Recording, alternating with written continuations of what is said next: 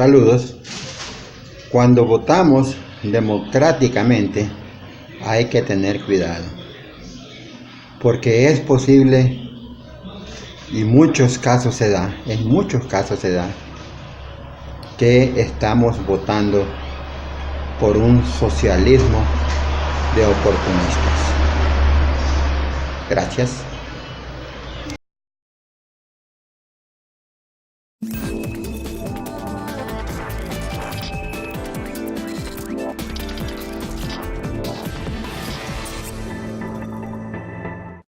Hola, soy Max Kaiser y esto es Kaiser Report. ¿Saben que me he hecho una nueva cuenta de Twitter? Se llama Real Max Kaiser. La antigua ya es un museo, porque en ella aparecen todos los tweets que he escrito sobre el Bitcoin desde los albores de su existencia, cuando se cambiaba por $1. Por eso puede considerarse un museo de historia.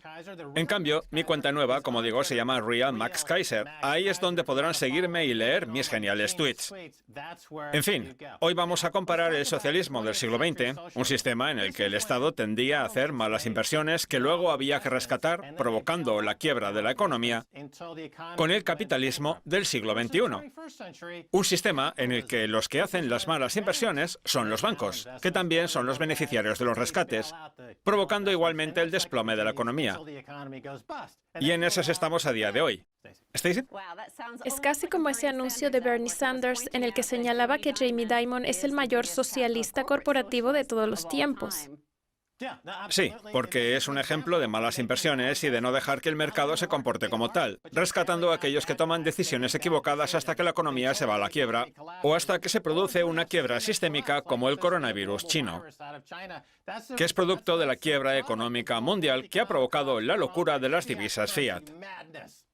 Pues hablando del coronavirus, la verdad es que podemos utilizarlo como excusa para explicar por qué nos encontramos en este escenario del programa de hoy, en el que voy a estar tanto en la primera parte como en la segunda, aunque con dos decorados distintos. Ahora lo que vemos es el skyline de Nueva York, con el toro y el oso, y diversos colores como el rosa, el verde o el magenta, aunque bueno, cada tono concreto tiene una denominación especial, es mi hermana la que los ha elegido. El caso es que este es el decorado que tendremos durante toda la primera parte, pero no se pierdan la segunda, porque tendremos otro totalmente distinto. En fin, volviendo al socialismo corporativo, hay una cosa muy llamativa que viene pasando desde la crisis de las .com, allá por el 2000 o el 2001, que las burbujas y las crisis son cada vez mayores, con una Reserva Federal que da una respuesta mucho más grande de las que daba en tiempos de Alan Greenspan, porque el Banco Central se ha convertido en el mercado. Y otra cosa que también llama la atención es que las malas noticias que publican las grandes empresas resultan las mejores noticias para sus accionistas, porque cada vez que ocurre las acciones se disparan, sobre todo en el caso de entidades como Boeing, demasiado grandes para caer. Boeing es la empresa de ingeniería aeronáutica por antonomasia en Estados Unidos, la que concentra el 7% de las exportaciones del país. Vamos, que tiene que sobrevivir, desde luego con más motivo que JP Morgan, el banco que preside Jamie Dimon. Pues bien, última hora, Boeing publica sus primeras pérdidas anuales en más de 2 décadas mientras sigue la crisis del 737 MAX. Max, tú fuiste agente de la bolsa y seguro que en tu época, cuando una empresa registraba pérdidas por primera vez en 20 años, les decías a tus clientes,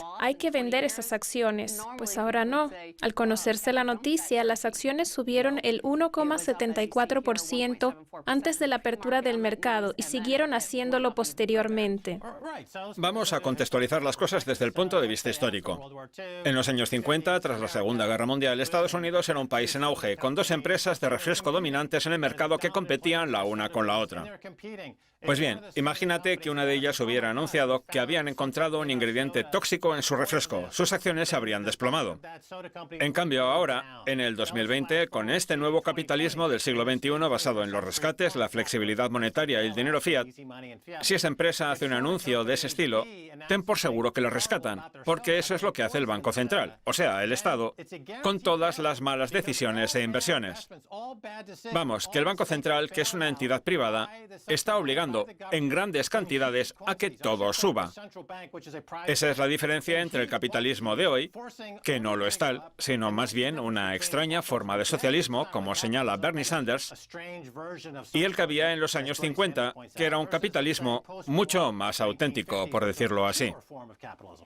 Y como hemos contado en programas anteriores, Boeing ha despedido a un montón de ingenieros. Se nota que los que mandan en la empresa son discípulos de Jack Welch, el personaje al que tanto ensalzan los medios tradicionales, el cinturón industrial y la élite de Manhattan, como si se tratara del salvador del capitalismo estadounidense, cuando lo único que ha hecho ha sido socavarlo, convirtiendo a General Electric, otrora un gigante de la innovación y la fabricación tecnológicas a nivel internacional, en un instrumento financiero, provocando primero una subida del 4,000% y posteriormente una pérdida de todo su valor. Pues bien, lo mismo sucede con Boeing.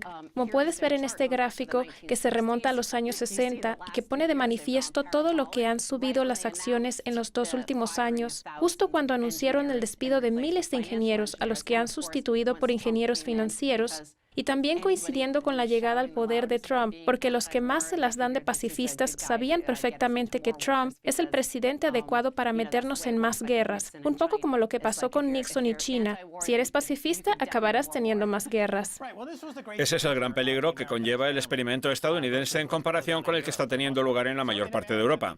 Y es que en Estados Unidos se idolatra a los multimillonarios como si fueran el Papa, o incluso el propio Dios, en detrimento del resto de instituciones culturales como la Iglesia, que ha desaparecido casi por completo, la educación, que ya apenas existe, la cohesión social, con unos valores sociales que brillan por su ausencia, etc., que se han visto sustituidas por la subida de la bolsa, lo cual demuestra que la razón de ser de la experiencia estadounidense no es otra que hacerse rico.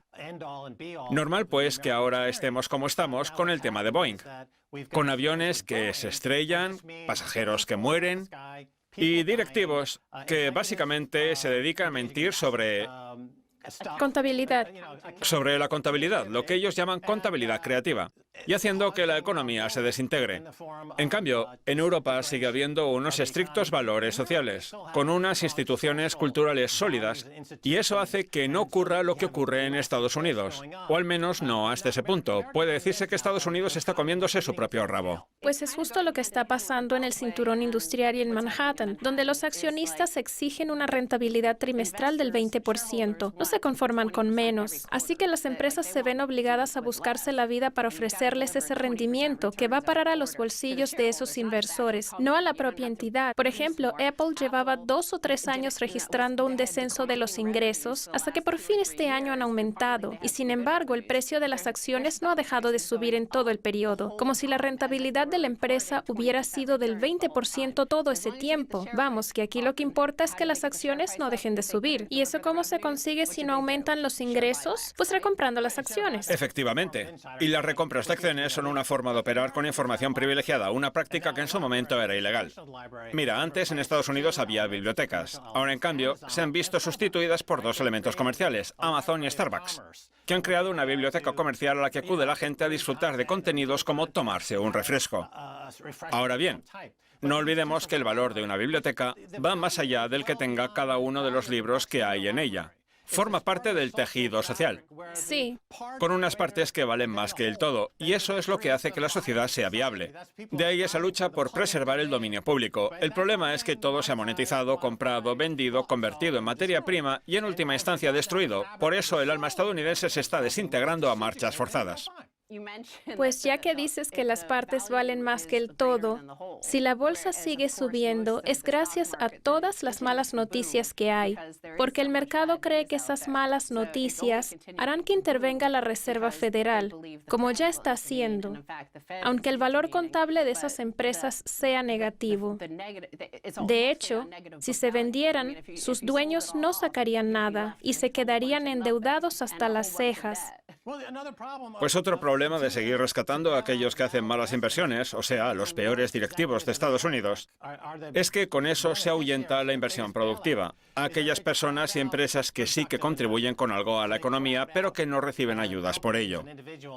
En cambio, si se trata de un banquero de Wall Street que se ha dedicado a saquear y a robar activos por valor de billones de dólares, entonces sí que lo rescatan.